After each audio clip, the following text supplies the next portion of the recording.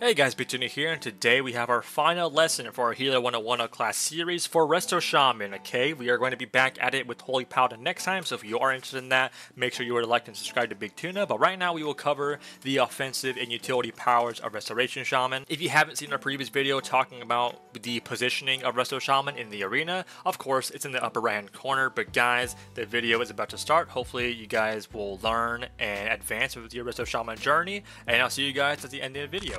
Utility is pretty awesome. Every healer has their own unique utility toolkit. Resto Shaman has always been the kind of, main star of the utility scene because of all your totems. Your totems have always been super unique and super interesting.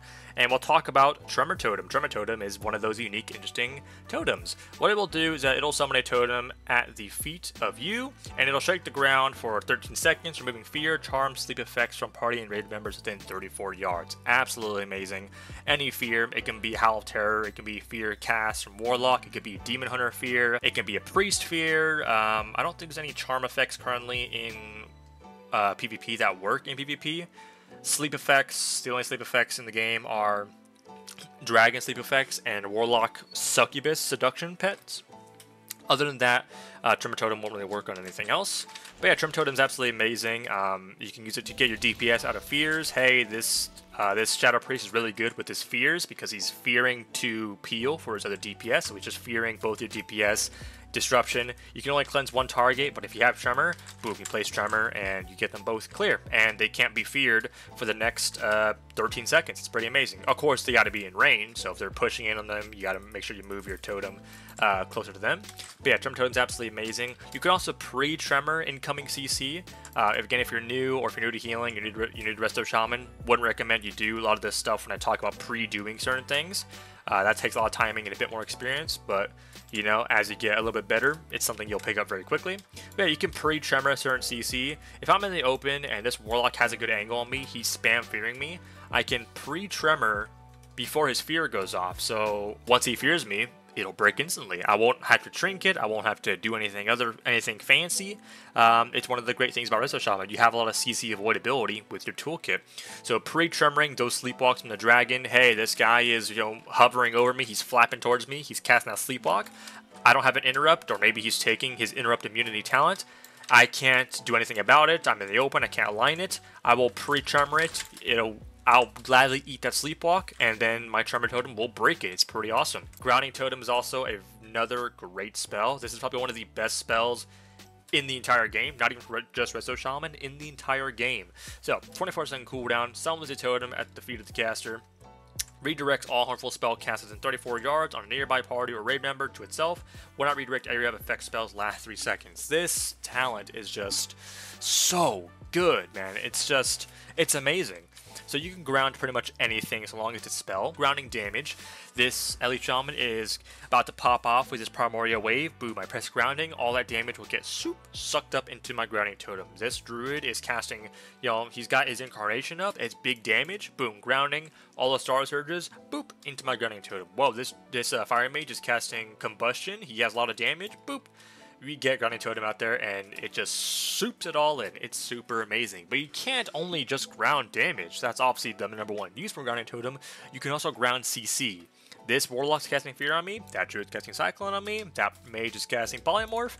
I will ground it, and my Grounding Totem will eat all those CC. It's pretty amazing. But Grounding Totem isn't just used to grounding CC effects. It also can ground interrupts. So this is a bit more cheeky. That's something that comes through communication with your team. Not something I'd say you should do all the time, but if you can do it, you want to be a little bit more fancy, you can grounding interrupt effects, specifically if they're spells. Mind Freeze from DKs, Counterspell from Warlocks, Counterspell from Mages, Quells from Dragons, Wind Shear from Shamans, and then I believe that's about it. Maybe I'm missing one, but I don't know. Maybe stupid. Can't think of everything on the spot. But yeah, you can grounding a lot of interrupt effects. So if your Druid needs to get a clone off and everyone has their kick available, so long as they're all spell type kicks, I can grounding totem and they can't interrupt it. Unless they stun him, they can't stop that clone. So we get that clone off for free, and we just start, ripping apart our main kill target. Earthgrab Totem, also pretty nice. Definitely one of my favorite spells is Resto Shaman. 24% cooldown. The minute your totem is placed on the ground, it'll root enemy targets, and Outside of that route, it'll just slow people by 50%, so it won't reroute them again. But yeah, that initial route of Earthgrab Totem, the minute you place it down, it'll route everyone within that, let's see, in that 9-yard radius. Super nice. It's very nice. A 24-second cooldown. You can just constantly spam route everyone every 24 seconds. It's basically like your own version of mass entanglement. And a lot of people sit on Earthgrab Totem a bit too often. You should want to be placing this pretty much the entire time it's up. The minute it comes off cooldown, like, again, 2 more seconds, place it again, boom. It's a lot of disruption. Resto Shaman has that just consistent disruption with the grounding totems, you know, to ground fears and damage, 30 seconds. Wind shear, 12 seconds, constantly interrupting. You have Earthgrab Totem, it stops melees from constantly advancing onto your team and prevents casters from constantly running.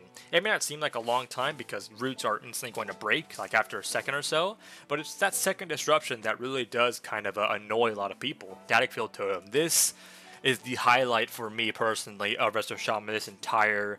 Actually, no, it was added in Shadowlands, I forgot. Static Field Totem has been my favorite spell of all creation. It's basically just a inverted Ring of Peace, so instead of Ring of Peace bouncing people out of the circle, this is going to keep people in the circle. It's really amazing. You can do a lot of cool, interesting stuff. So you can lock down casters or just lock down melee so they can't get away. You can utilize Totemic Projection. Totemic Projection, as we all know, relocates your active totems to the specified location. If I am to Static Field Totem somebody, it could be the caster, it could be a melee, it could be the healer, whoever, and I move my totem with Totemic Projection to anywhere else, guess what happens? Anyone who's in that totem gets moved to the new location. So you can do a lot of interesting stuff with that. You can stack people up together. The 2 DPS are right here, and the 2 DPS, yeah, right here. The healer is right here. Guess what I'll do? Static Field Totem, pour them on top of the healer. You know, cap totem stun on top of that. Big cleave energy. We force CDs almost every single time. But you don't have to do it just for that. You can also do pretty amazing things. You can push people away. You can get people farther. As I said about, you know, rooting the healer back here, CCing him. I can root him, but I can also Static Field Totem him and put him kind of somewhere else. I could put him in the corner if I want to. And if he comes back, I have a knock for him, I have a stun for him. So much disruption as a Resto Shaman. It's amazing.